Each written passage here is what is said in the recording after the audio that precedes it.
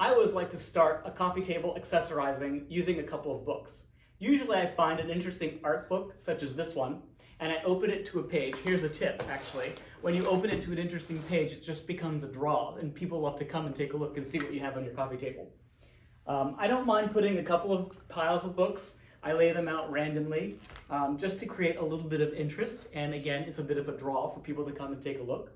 I always love to have sculpture on my tables, so this actually is a lovely little bronze that I bought at the Paris flea market.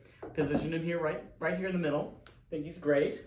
Also, again, because I like to take my cues from the actual coffee table itself, this beautiful little brass dish that I found in the Paris flea markets, when I saw it, the minute I saw it, I thought perfection for this table, which is lovely with the patina of the brass of the Kelvin Laverne table. I love that there. Also, this lovely little hand-painted plate.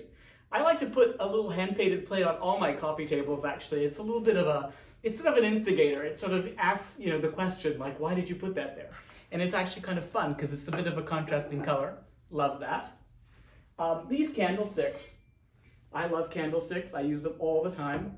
I love the organic nature of these, and actually, it's a little counterintuitive, but they're in a nickel finish, which is kind of contrasted to the brass and the warm tones. And sometimes some of the tricks of design is when you can do some contrast and make it flavorful and interesting. Always, when you do a coffee table setting, I always think it's very important to do fresh cut flowers. If I could do fresh cut flowers every single day, I would. And here we go. Lovely. Beautiful. So there you have it. There's my coffee table, and I think it turned out beautifully. What do you think?